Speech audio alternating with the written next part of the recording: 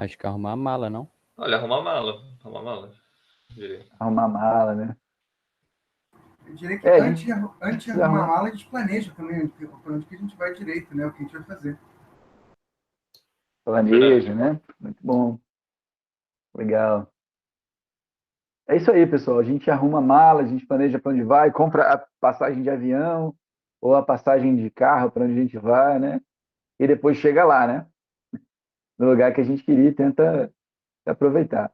A aula de hoje, ela é a aula, talvez uma das principais, porque quando a gente falou sobre limpar os escombros, né, que é limpar um monte de teoria errada, né, sobre a existência de Deus, né, quando a gente falou sobre o ateísmo ser uma visão de mundo, a fadada ao fracasso, né, isso foi só limpeza, assim, foi arrumar a bagagem, foi comprar a passagem. Então, hoje a gente chegou no lugar. Então, hoje a gente vai falar realmente sobre a existência de Deus.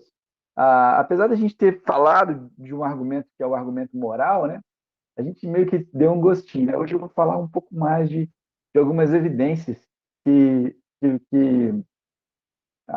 uma das evidências da existência de Deus, né? Então, eu vou estar compartilhando agora a minha tela também com vocês, e acho que talvez o Gabriel vai cair, então tem que sair. Não, já parei aqui. Ah, uhum. Então, às vezes a gente viaja um lugar, né, distante para chegar lá, e aí a gente vai ver se tem alguém em casa, né? Será que Deus existe, né? E a gente vai falar sobre isso, né? Sobre se tem ou não tem alguém em casa. Eu não sei se vocês gostam de ver série, né? De televisão. Tem uma série que eu gosto muito que chama Flash, né? Deixa eu ver aqui.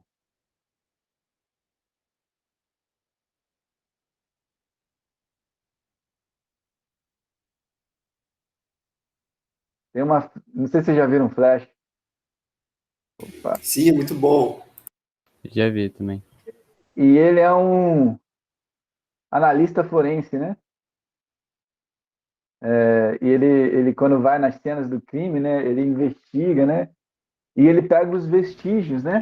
Das coisas para ver se como é que o crime aconteceu, como é que as coisas aconteceram, né? Aconteceram. E como eu falei para vocês nas primeiras aulas, Deus, ele não é Deus é espírito. Então, você não vai ter uma fotografia de Deus, você não vai ter uma pegada de Deus ou uma análise de DNA de Deus, porque Deus é espírito, né? Mas existem vestígios, coisas que apontam como a melhor explicação, ou a mais plausível, a mais razoável, é que exista Deus. Então, quando a gente analisa algumas evidências, a evidência para a existência de Deus não é uma prova científica. Nem tem como você fazer isso, né? A ciência, o campo da ciência é um campo que não cobre a parte metafísica, né? O campo da ciência é de tudo aquilo que você pode medir, repetir, observar, né? E aí você faz de novo. E isso não é uma das coisas que acontece com Deus. Então hoje eu vou falar com vocês sobre um dos argumentos que é muito interessante sobre a existência de Deus. Eu vou falar para vocês sobre o argumento cosmológico. E, bom, tem um escritor, né? E ele diz o seguinte: o cosmos, né? O universo é tudo que existe. Existiu ou existirá. E eu fiz o seguinte, pessoal, eu peguei algumas fotos do universo tiradas pelo telescópio Hubble e queria passar para vocês, né? Eu não sei exatamente o que são todas elas, né? Essa aqui é uma nebulosa, aqui tem gás, estrelas, né? Isso aqui é fantástico, né? Parece até um olho aqui dentro, né? Mas isso é uma foto do espaço, né? Aqui, cara, isso aqui parece uma mão, né? Se levantando assim, né? Foi uma foto do telescópio Hubble. Isso aqui também é outra foto, essa aqui eu não sei de onde é. Samuel, acho que o Bruno levantou a mão aqui, acho que ele quer falar. Não sei se- Pode falar, Bruno. Só queria comentar que aquele que parecia um olho parecia bastante com a descrição da Bíblia dos anjos. Se não me engano, tem um tipo de anjo que são aros com olhos e eu não sei, me lembro bastante disso. Esse aqui, né? Uhum. É. Aquele lá que parecia uma mão, eu coincidentemente estudei anteontem na escola. Então, Olha chamam aí. de pilares da criação, né? É Pilares da Criação, isso mesmo. É, é. Aqui é outra fotografia. Mais uma. Aqui é um planeta, uma estrela lá ao fundo, né? E um satélite aqui. Olha isso. Isso é Bangu, que eu li a última foto. Aqui, né? É, isso é Bangu. É, Verão. Tem no até um verão, sorriso né? no sol, vocês perceberam? Tem um sorrisinho, ó, 2 olhos. É. Ô, que É, Tô legal. vendo mesmo. aqui, ó. Você Tá olha para vendo? Bangu, Bangu Isso. sorri de volta.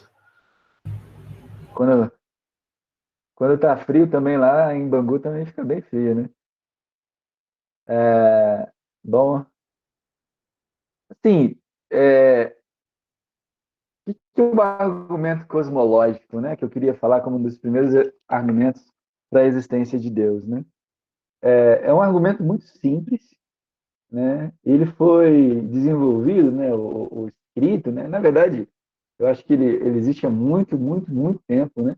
Mas teve uma pessoa, né? Que escreveu esse argumento lá pelo século XI, mais ou menos, né? Ah, e ele era bom, eu não me lembro agora se. Mas ele não era católico ou cristão, né? Mas, enfim, o argumento cosmológico ele é simples, mas ele tem a ver com o universo, né? A questão parte assim, ó, o universo ele começou a existir em algum momento. O Carl Sagan disse que o universo sempre existiu, é tudo que vai existir e é tudo, né? Foi o que o Carl Sagan disse. Mas assim, o universo ele teve um início. O universo começou a existir em algum momento? A questão é assim, se alguma coisa começou a existir, então essa coisa foi causada. Ou seja, teve algo que causou a existência, né? Ah, isso é simples, né? Porque a gente sabe no mundo, né? Se tem um hambúrguer lá em cima de um prato, né? Você chega em casa, todo dia tem um hambúrguer lá em cima do prato. Aí você sabe, não, ele sempre existiu e sempre vai acontecer de aparecer um hambúrguer lá. Não, isso não é verdade. Se ele está lá, é porque alguém fez, né? Tanto a carne quanto preparou o prato, né? Então, se ele começou a existir, teve uma causa, né? Enfim, então se o universo começou a existir, então ele teve uma causa, né? É, então, o universo começou a existir? Se ele começou, então ele tem uma causa, né? É uma coisa cíclica, né? Tudo que começa a existir tem uma causa. O universo começou a existir, então o universo tem uma causa. É porque ficou confuso aqui que ele colocou aqui na premissa a palavra universo, né? Mas a verdade é, se alguma coisa começa a existir, é porque ela teve uma causa. O universo seria alguma coisa. O universo começou a existir? Começou. Então ele teve algo que causou ele. Isso parece brincadeira de criança, né? Não é uma coisa assim que exige, nossa, tanto intelecto, né? Mas são premissas e não é uma falácia, né? Ah, são premissas básicas que podem ser comprovadas, são premissas particulares, né? E geram uma conclusão particular. Então, é um argumento válido e sólido, né? Então, esse é o argumento cosmológico. Então, o que eu queria falar com vocês hoje?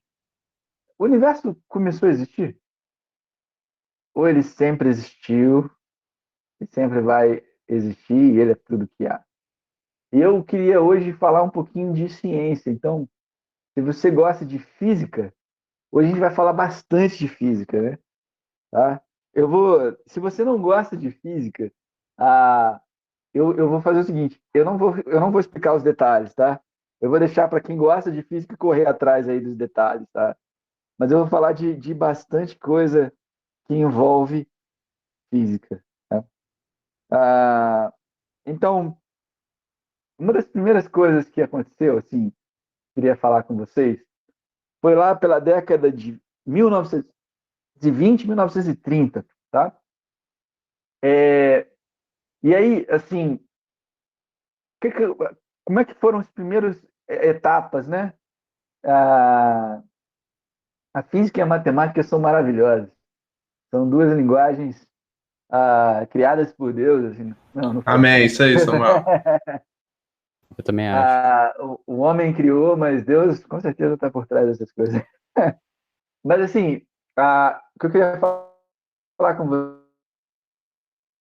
vocês assim, sobre a história dessa questão, se o universo teve um começo ou não. Na década de 1920, 1930, né? Começaram a pesquisar algumas coisas, né? E eles descobriram uma coisa que chama desvio para o vermelho, né? E aí esse desvio para o vermelho, ou redshift, né? Do inglês redshift, é o seguinte, tá? É bem parecido com o efeito Doppler. Eu não sei se vocês já ouviram falar isso em física, mas enfim, eu não vou explicar essas coisas. Mas uma coisa eu vou falar para vocês. Vocês já viram uma ambulância chegar perto de vocês? Já ouviram uma ambulância? Já. Aquele Uhum. barulho? E ela indo embora? Sim. Você já ouviu a sensação de que parece que quando ela está se aproximando, o som parece mais agudo e depois vai ficar, quando ela vai embora, fica mais grave? Você muda a, a percepção da frequência, né? Da onda, né? Do que você está ouvindo, né? Dependendo se a coisa está se aproximando ou se ela está se afastando de você. Vocês já tiveram essa percepção? Sim. Ah, Uhum. então, isso é explicado pelo efeito Doppler, tá? Se você se aproxima ou se uma fonte de som está se aproximando de quem está ouvindo, você ouve de uma forma, e se ela está se afastando, você ouve de outra forma. E agora eu vou falar uma coisa que vai deixar vocês assim, não sei se triste, mas estarrecidos, né? Bruno levantou a Bruno, mão, Samuel. pode falar, Bruno. Nossa, eu queria falar que isso também tem muito a ver com música. Música também tem a mesma coisa. Uma nota, quando ela vem acompanhada de outra, ela tem um som diferente de se ela tivesse sido acompanhada de outra nota. A não ser que Hum, você tenha ouvido Perfect Pitch, não sei como é que chama. A não ser que você tenha ouvido absoluto. absoluto. Isso aí. Você sempre vai ouvir diferente. Então, isso aí não é só os sons, mas também isso é o que faz a música. Uhum. Obrigado. É, é, a ideia aqui que eu queria passar é que quando a fonte está se aproximando, você ouve de um jeito, a fonte de som. Quando ela está se afastando, você ouve de outro.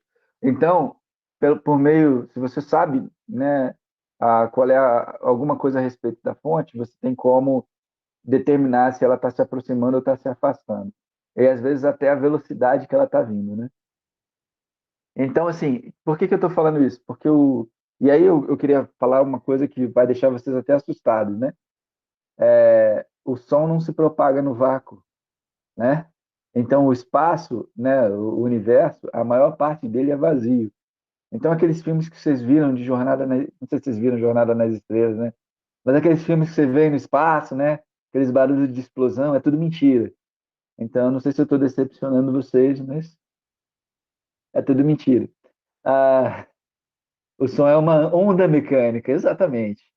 Ah, e, e assim, só que se não dá para medir som, como é que a gente faz com as coisas no universo?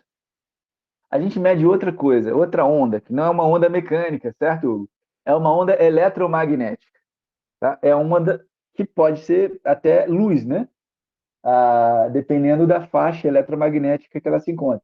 A gente só consegue ver com os olhos uma pequena faixa, né? eu coloquei até essa faixa aqui para gente, né, da luz visível aqui, que a gente consegue ver, né? O que acontece? Quando a gente está medindo alguma coisa que está emitindo luz no espaço, se as ondas forem, a gente perceber que está indo para o lado do azul, né? A gente tem a sensação de que aquilo está se aproximando da gente. Se ela estiver indo para o lado do vermelho, a gente tem a ideia de que está se afastando da gente. Então, o que os cientistas descobriram? Que as fontes, né, de um ponto fixo, elas estavam se afastando. Então, o que as pessoas, os cientistas concluíram, né, quando eles descobriram que havia um desvio para o vermelho na luz que chegava? Que o universo estava em expansão. O universo estava se expandindo. Então, eles tiveram essa ideia, né, com essa ideia de expansão, não só por causa dessa questão do desvio para o vermelho, mas também com medidas trigonométricas. O universo estava expandindo, certo? E aí, se o universo está se expandindo, começou a se criar uma teoria de que teve uma hora que o universo era infinitesimalmente pequeno. E ele foi se expandindo, se expandindo, se expandindo, né? E ele está em expansão, tá? E aí, o que acontece? Né? Começou a se desenvolver uma teoria, né, de que o universo teve um começo. Ou seja, o universo não existiu sempre. Ele teve um ponto em que ele começou a existir. E, assim, quando as pessoas começaram a falar nisso, como é que vocês acham que os cientistas se sentiram? Da época. Pode falar. Eles deviam ter ficado meio cético, né? Porque sempre quando tem alguma coisa que muda muito na ciência, o pessoal fica meio tipo, não deve ser isso daí, não, isso tá meio esquisito. E aí ficaram meio olhando assim, estranho. Acho que é isso não. Demorou para poder ter aceitado, eu imagino. Boa, Hugo. Isso era em qual época mesmo que as pessoas começaram a falar dessa teoria? Foi por volta de 1930, 1940. Nessa época as 1900. pessoas... De Nessa 30 a 60 estava sendo desenvolvida essa teoria. De 1930 até 1960. É porque, se não me engano, tinha uma época que a teoria do Big Bang era uma grande piada na comunidade científica. Então, eu não sei qual era essa época, mas tinha uma época em que era totalmente aceito de que existiu sim o início, mas aí depois foi mudando. Então, mas se isso aí começou a ser pensado nessa época que as pessoas já não acreditavam que havia o início, então, mesma coisa que o Hugo falou. Completamente O cético. status, o status quo, né, a condição que era predominante na comunidade científica até 1920, 1930, era que o universo sempre existiu. Isso era o status quo. Era a posição predominante da maioria astrônomos, cientistas, né? Todos eles. E, assim, como vocês falaram, eu vou colocar aqui algumas frases de alguns cientistas, tá? Para vocês perceberem como é que foi essa ideia. Esse aqui foi Arthur Eddington, é um astrônomo britânico, e ele falou: a noção de um início, para mim, é repugnante. Eu simplesmente não acredito que a ordem presente das coisas começou de uma explosão. A expansão do universo é um absurdo. Esse aqui foi um astrônomo britânico. Eu não conheci ele, mas não me lembro dele assim quando estudei, mas ele fazia parte da comunidade científica, né? Esse aqui eu conheci. Ai, ai. Com 15 anos eu tinha que estudar eletroquímica e esse cara foi o culpado. Qual é a equação dele mesmo? Equação de Nernst, tem lá das pilhas, né? Isso daí é mó Então, chato, cara. Não gosto não. Tava dando, acho que semana passada, né? Não gostei não. Achei zoado. eletroquímica tem umas partes que são interessantes, mas tem outras que não são. Mas o Nernst, ele era um químico alemão, né? E ele falou o seguinte: negar a duração infinita do tempo seria atrair os fundamentos da ciência, né? Esse aqui foi um astrônomo americano, né? Uma conclusão tão estranha assim não pode realmente ser verdade, né?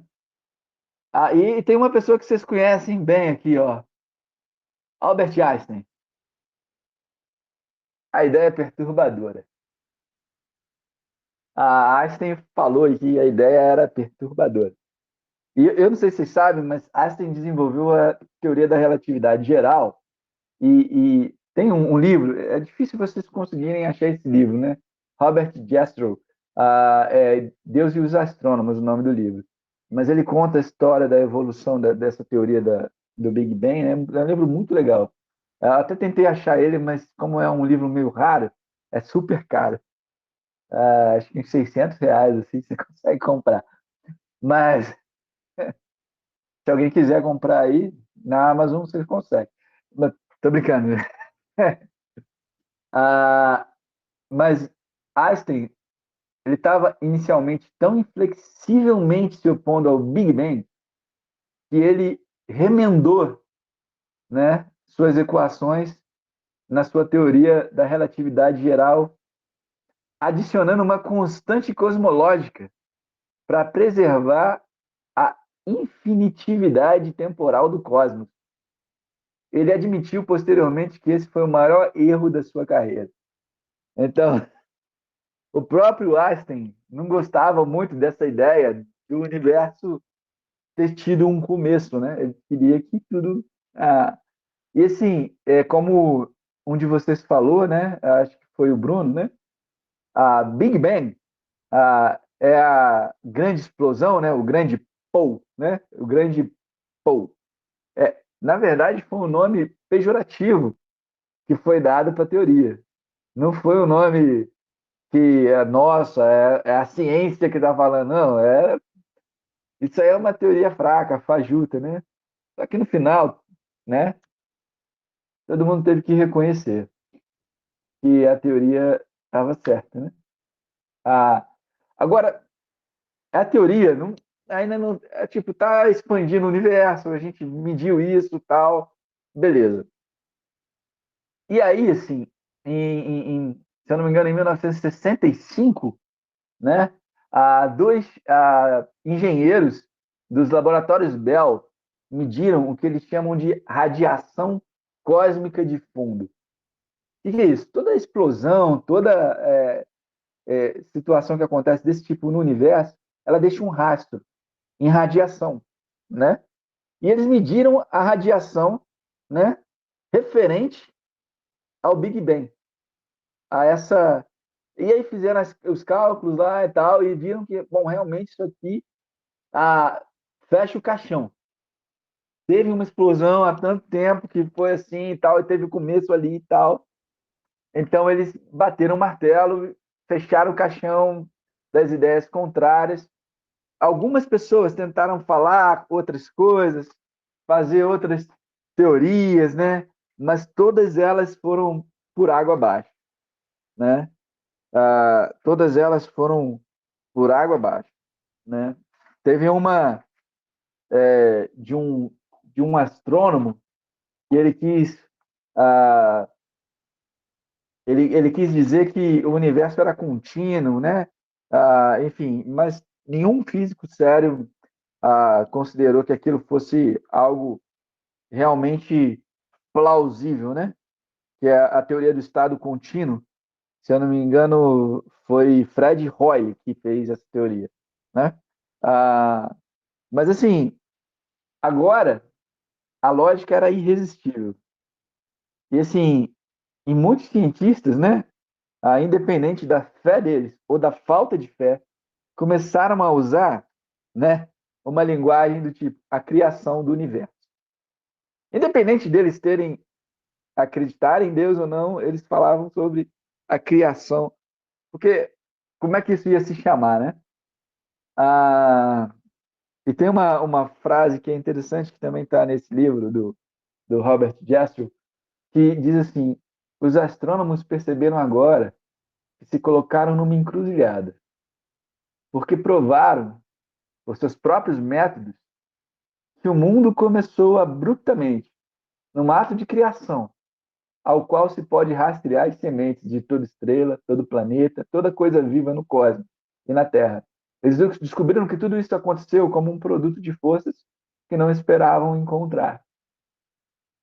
Isso que eu e qualquer pessoa chamaria de força sobrenatural é, agora, penso eu, um fato cientificamente comprovado. Ah, então, assim, ah, quando a gente vê as coisas, né, as leis da física, né, a gente, é, a gente vê que tudo parece ter tudo que tem um começo tem uma causa. Aí, assim, eu só vou fazer um parêntese aqui, porque é uma dúvida que muita gente tem. Ah, muita gente pergunta assim, né? Quem criou Deus? Né? Se tudo que teve um início foi criado, quem criou Deus? A pergunta é para vocês. Aí. Vocês têm 30 segundos para responder. Na minha concepção, pelo menos, o conceito que a gente tem de Deus, né? Acho que não precisa nem de criador, né? Porque o conceito que já existia antes de qualquer coisa. Então, ele não tem criador, ele sempre existiu. Então, se fosse para poder comparar com o universo, ele sim sempre existiu, não o universo. Aham.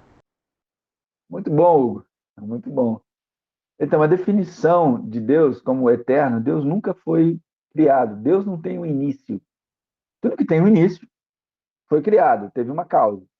Mas Deus não teve um início, porque Deus é, Deus era, Deus será, então Deus é eterno. Esse conceito de eterno, se Deus é eterno, falar sobre criar Deus ou, ou, ou é uma coisa absurda, é uma coisa sem lógica, né? Então, bom, é isso. Ah, se, se é difícil para você acompanhar esse raciocínio, eu vou tentar fazer um resumo aqui. Tá? O meu objetivo nessa aula não é falar para você que a teoria do Big Bang é a certa. Eu acredito na teoria do Big Bang. Né? Eu sou um cristão e acredito nela. Na ciência, as teorias elas vão progredindo e cada vez você encontra. Mas o meu objetivo aqui não é falar da teoria do Big Bang, mas falar que o universo começou em um determinado momento. E a própria ciência comprova isso. E isso aponta para a existência de um Deus, né? E eu vou resumir aqui para vocês, né? O universo ele vem se expandindo como resultado de uma explosão massiva que aconteceu aproximadamente há 14 bilhões de anos atrás, de acordo com os cálculos dos cosmólogos e dos astrofísicos. Antes dessa enorme explosão, que colocou o universo em movimento e acabou por preparar um lugar para a humanidade, antes dessa explosão, espaço, matéria, energia, eles existiam numa massa supercondensada, num ponto que eles consideram e chamam de singularidade. Antes desse ponto, de início definido, não existia universo. Não existia tempo, não existia massa, não existia. Essa singularidade emergiu do nada. Ela não teve uma causa física, mas talvez ela tenha tido uma espiritual. Ah, se você vê, tem algumas entrevistas com algumas pessoas que falam: o que você pode dizer antes da singularidade? Como era antes da singularidade? Eu não posso dizer nada, as pessoas não podem dizer nada. Né? O universo não existiu desde sempre. E se ele tivesse existido desde sempre, o universo teria parado, porque existe uma lei, né, que chama a segunda lei da termodinâmica, que diz que o grau de desordem do sistema tende a aumentar. E o universo ele pararia de funcionar. Eles chamam de morte quente do universo. Ele pararia de funcionar. Por isso o universo não pode existir para sempre, né? Desde sempre, né? Enfim. Então o universo ele teve um começo, ele teve um início, né? E eu queria passar para vocês agora aquele vídeo que o Biel passei para o Biel e que vai falar um pouquinho sobre essas coisas que a gente está conversando aqui. A Sintonia do Universo? Não, é o outro. Qual o nome mesmo? Vou pegar É aqui. o argumento cosmológico. Ah, tá, aquele mesmo. Vou compartilhar aqui. Deixa eu ver se eu paro de compartilhar.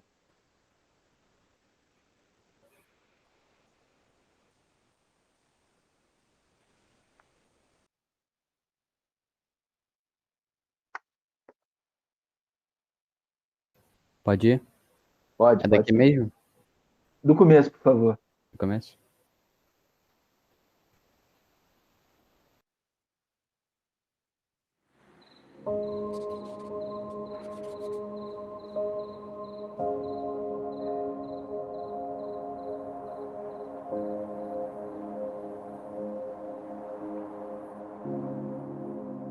Será que Deus existe? Ou será que o universo material é tudo que existe, sempre existiu e sempre existirá? Uma abordagem para responder a esta pergunta é o argumento cosmológico. É assim: tudo que começa a existir tem uma causa. O universo começou a existir. Portanto, o universo tem uma causa. A primeira premissa é verdadeira? Vamos considerar. Acreditar que algo pode vir à existência sem uma causa é mais difícil do que acreditar em mágica. Pelo menos com a mágica, você tem um chapéu e um mágico. E se alguma coisa pode surgir a partir do nada, então por que não vemos isso acontecendo o tempo todo? Não. A experiência cotidiana e as evidências científicas confirmam nossa primeira premissa. Se algo começa a existir, deve ter uma causa. Mas e a nossa segunda premissa? Será que o universo começou ou ele sempre existiu? Os ateus normalmente têm dito que o universo existe desde sempre. O universo simplesmente está lá, e isso é tudo. Primeiro vamos considerar a segunda lei da termodinâmica. Ela nos diz que o universo está lentamente ficando sem energia utilizável. E essa é a questão. Se o universo estivesse aqui desde sempre, já teria ficado sem energia usável. A segunda lei nos aponta para um universo que tem um começo definido. Isto também está confirmado por uma série de notáveis descobertas científicas. Em 1915, Albert Einstein apresentou sua teoria geral da relatividade. Isso nos permitiu, pela primeira vez, falar significativamente sobre a história passada do universo. Em seguida, Alexander Friedman e George Lemaitre, cada um trabalhando com as equações de Einstein, previram que o universo está se expandindo. Então, em 1929, Edwin Hubble mediu o desvio da luz vermelha de galáxias distantes. Esta evidência empírica confirmou não só que o universo está se expandindo, mas que surgiu a existência a partir de um único ponto no passado finito. Foi uma descoberta monumental, quase além da compreensão. No entanto, nem todo mundo gosta de um universo finito. Assim, não demorou muito tempo para que modelos alternativos surgissem. Mas, um a um, estes modelos falharam o teste do tempo. Mais recentemente, 3 cosmólogos proeminentes, Arvind Borde, Alan Guth, Alexander Vilenkin, provaram que qualquer universo que tenha, em média, se expandido ao longo de sua história não pode ser eterno no passado, mas deve ter um começo absoluto. Isto se aplica até mesmo ao multiverso, se é que existe tal coisa. Isto significa que os cientistas não podem mais se esconder atrás de um universo eterno no passado. Não há como escapar. Eles têm de enfrentar o problema de um início cósmico. Qualquer modelo adequado deve ter um começo, como o modelo padrão. É bastante plausível, então, que ambas as premissas do argumento sejam verdadeiras. Isto significa que a conclusão também é verdadeira. O universo tem uma causa. E já que o universo não pode causar-se a si mesmo, sua causa deve ser além do universo de espaço e tempo. Deve ser sem espaço, atemporal, imaterial, não causado e inimaginavelmente poderoso. Muito parecido com Deus. O argumento cosmológico mostra que, de fato, é bastante razoável acreditar que Deus existe.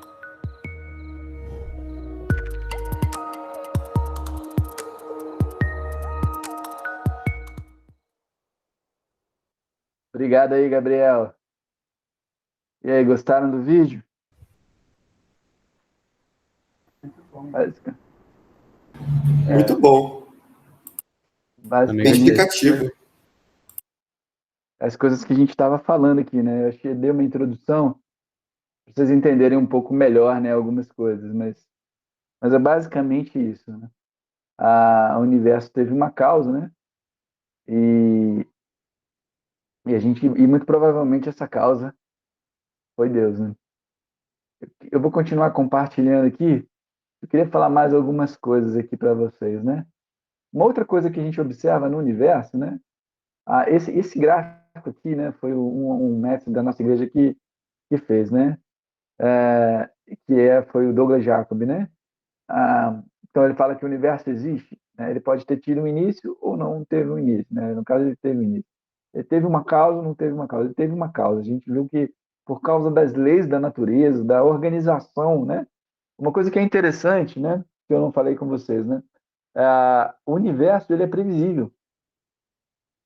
A gente tem como saber se um cometa vai passar, quanto tempo vai demorar para ele passar. A gente sabe a velocidade que um objeto vai cair, inclusive a gente faz contas na escola, né? Usa isso para fazer, né? Se você largar um objeto de tal altura, né? Com a velocidade zero, com que velocidade ele vai atingir o solo. Então, eles fazem problemas com isso, né? Mas por quê? Porque o universo é previsível, ele tem leis, né? A gravidade tem leis, a gente tem leis da gravidade, a gente tem leis a respeito das velocidades, né? A, das, da, da, da órbita dos planetas, né? Então a gente pode prever, né? Mas é tão previsível, né? Também as temperaturas, né? Como que funciona, né? A água ferve a 100 graus a nível do mar, né? Outras substâncias também se mantém isso, se for uma mistura também tem um comportamento. É tudo e o que você prevê num laboratório, você pode chegar e isso vale para outros lugares, né? Agora você imagina se um dia você pegasse a água fervendo a 100 graus, no outro dia você pegasse e botasse um pouco de refrigerante no seu copo e ele virasse vapor, né? Virasse gás, porque nesse dia que você foi pegar o refrigerante, a água estava evaporando em vez de 100 graus em 10 graus Celsius. E como a temperatura estava maior do que isso, já evaporou tudo. Você não conseguiu beber o seu refrigerante. Você imagina se você um dia a gravidade está super forte e aí você não consegue nem se mover, porque aí você tem que se arrastar, né? Você vai no chão tentando se mexer, né? Aí no dia seguinte a gravidade está super baixa. E aí quando você dá faz pressão com o pé esquerdo para você dar o seu passo, ops, foi demais. Aí você deu um salto e pulou um prédio, pulou a cidade inteira, porque foi muito forte o empurrão que você deu com o pé esquerdo. Então, assim, o universo ele é previsível, né? Você consegue ter previsibilidade, consistência nas coisas. E para ele ter essa previsão, a gente conseguir fazer isso, provavelmente ah, algo ordenado, ou que causa ordem, foi o autor dessa criação, né? E assim, então o universo teve uma causa, assim, fica bem evidente que ele teve uma causa, né? Isso pelo argumento cosmológico a gente viu. E uma coisa que o Douglas acrescentou aqui é se o universo ele tem uma personalidade, ou seja, se ele transmite alguma ideia de algo pessoal, né? Então, e ele argumenta no seguinte sentido: os seres humanos hoje eles entendem amor, ódio, né? Justiça. E por que as pessoas têm essas inclinações, né? E pensam dessa forma? Será que elas estão imitando algo que as criou? Ou será que isso é mero acaso? Assim, acreditar que o universo tem toda essa ordem e previsibilidade e que o ser humano tem determinadas características que os faz, se tornam pessoal e valorizarem os relacionamentos, indicam a existência de uma criação, de um criador, de uma causa que seja pessoal, que tenha características de pessoa, né? E Deus é pessoal, Deus é amor, né? E mesmo antes da existência do ser humano, né? Deus podia, o amor dele ainda existia, porque Deus existe em três pessoas, né? Pai, Filho e Espírito Santo. Então, assim, o que o Douglas fala aqui é que o universo ele teve uma causa e que ela é pessoal. A gente vê uma característica de personalidade, né? Nas coisas que foram criadas, né? E, e essa ideia, eu queria até pedir depois para o Gabriel passar o outro vídeo, né? Mas, assim, as leis que regem o universo, né? Elas parece que foram calculadas de uma maneira bem justa. E não só as leis do universo, mas a forma que ela foi desenhada para permitir a vida humana é absurdamente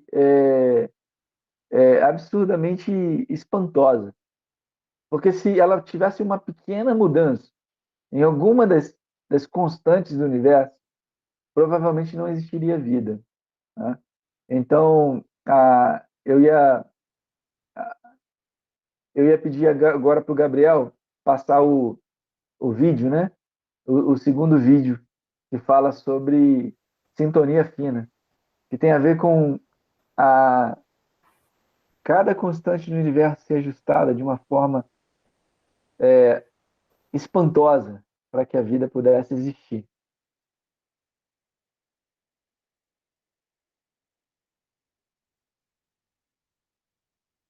A Biel pode passar. Das galáxias e estrelas, até os átomos e partículas subatômicas,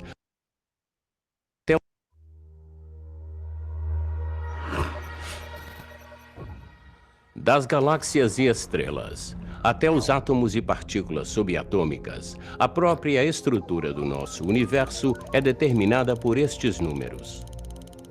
Estas são as constantes e quantidades fundamentais do universo.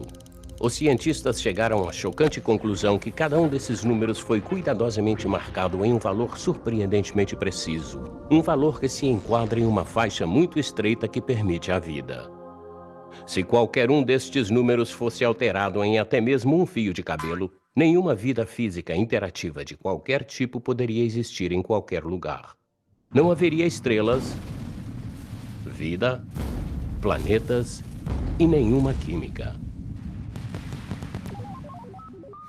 Considere a gravidade, por exemplo. A força da gravidade é determinada pela constante gravitacional. Se esta constante variasse apenas uma em 10 elevado a 60 partes, nenhum de nós existiria. Para entender quão extremamente estreita é esta faixa que permite a vida, imagine um mostrador dividido em 10 elevado a 60 incrementos. Para entender quantos pontos minúsculos no mostrador isto representa, compare com o número de células no seu corpo, ou com o número de segundos que se passaram desde que o tempo começou. Se a constante gravitacional estivesse fora de sintonia por apenas um destes infinitamente pequenos incrementos, o universo teria expandido e se destruído tão rapidamente que nenhuma estrela poderia ter se formado e a vida não poderia existir. Ou teria entrado em colapso sobre si mesmo com o mesmo resultado, sem estrelas, sem planetas, sem vida.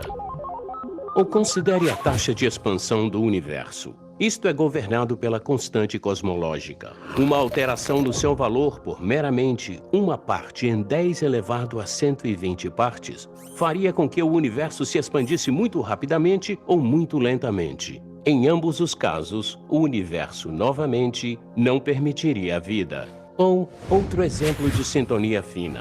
Se a massa e a energia do universo primitivo não fossem distribuídas uniformemente para uma precisão incompreensível de uma parte em 10 elevado a 10ª potência elevado a 123, o universo seria hostil à vida de qualquer espécie. O fato é que o nosso universo permite a vida física interativa somente porque estes e muitos outros números foram independente e requintadamente equilibrados sobre um fio de navalha.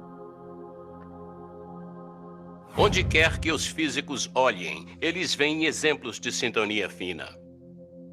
O fato notável é que os valores desses números parecem ter sido muito finamente ajustados para tornar possível o desenvolvimento da vida. Se alguém afirma não ser surpreendido pelas características especiais que o universo tem, ele está escondendo a cabeça na areia. Estas características especiais são surpreendentes e improváveis. Qual é a melhor explicação para esse fenômeno surpreendente? Existem 3 opções possíveis. A sintonia fina do universo se deve ou à necessidade física, ou acaso, ou design. Qual dessas opções é a mais plausível? De acordo com essa alternativa, o universo deve permitir vida. Os valores exatos dessas constantes e quantidades não poderiam ser diferentes. Mas isso é plausível? Um universo que proíbe a vida é impossível? Longe disso. Não é apenas possível, é muito mais provável do que um universo que permite a vida. As constantes e quantidades não são determinadas pelas leis da natureza. Não há nenhuma razão ou evidência para sugerir que a sintonia fina é necessário. Que tal o acaso? Será que fomos muito sortudos? Não. As probabilidades envolvidas são tão ridiculamente remotas que colocam a sintonia fina bem além do alcance do acaso. Assim, em um esforço para manter viva essa opção, alguns têm ido além da ciência empírica e optaram por uma abordagem mais especulativa conhecida como multiverso.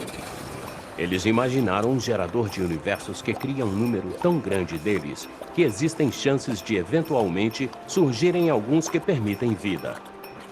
No entanto, não há nenhuma evidência científica para a existência deste multiverso.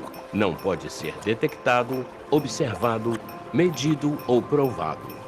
E o gerador de universos em si precisaria de uma enorme quantidade de sintonia fina. Além disso, pequenas áreas de ordem são muito mais prováveis do que áreas grandes.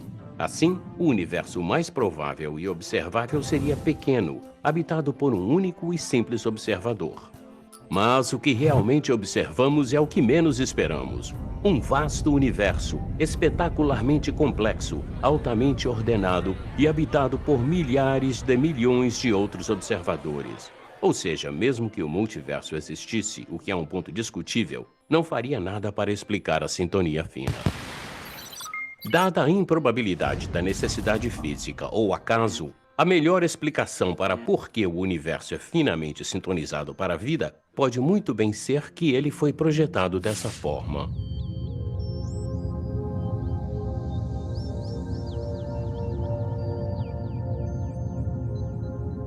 Uma interpretação de senso comum dos fatos sugere que um superintelecto mexeu com a física e que não existem forças cegas dignas de se comentar a respeito na natureza.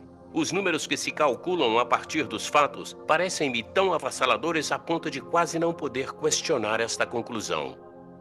Existe para mim poderosa evidência de que há algo acontecendo por trás de tudo. Parece como se alguém detalhadamente afinou os números da natureza para fazer o universo. A impressão do design é esmagadora. Os céus proclamam a glória de Deus e o firmamento anuncia a obra das suas mãos. Um dia faz declaração a outro dia, e uma noite revela conhecimento a outra noite.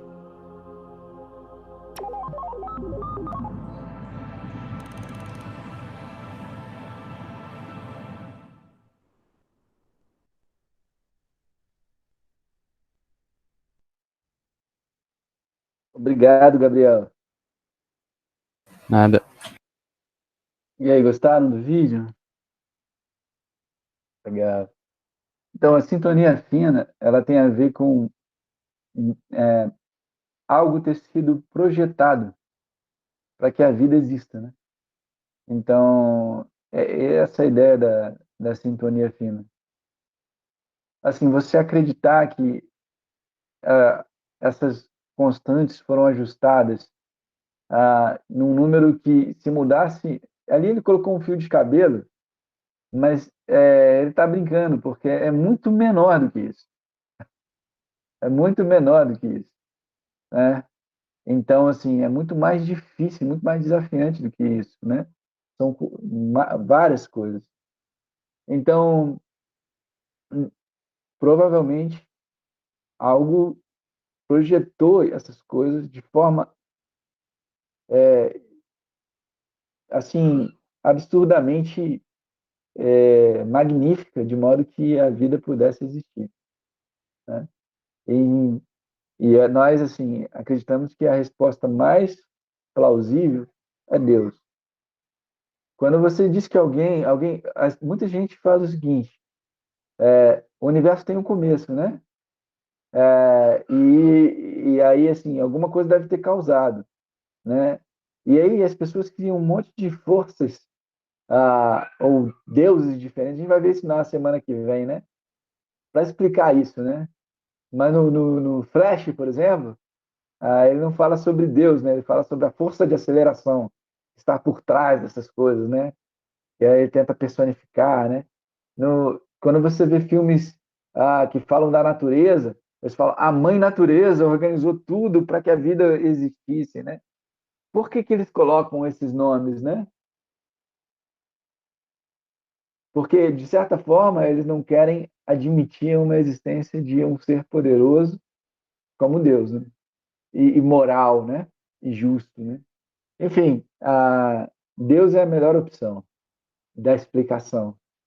A que mais responde. Então, acreditar que o mundo veio do acaso, uma explosão que sem explicação, acreditar que a vida veio acontecer por processos aleatórios que o universo fez, que são ajustados de uma forma absurda, assim, sabe? Finalmente, exige mais fé do que acreditar em Deus.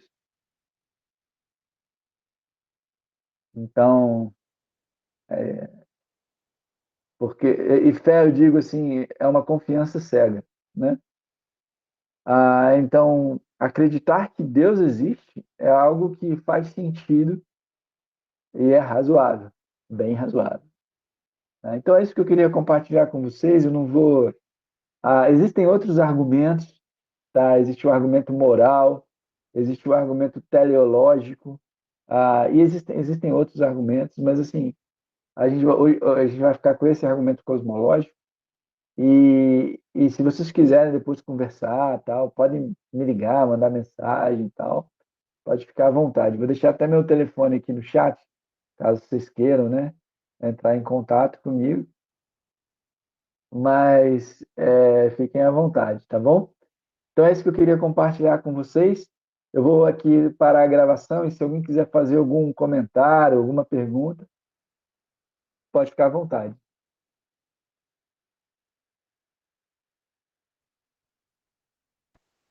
Pode falar já?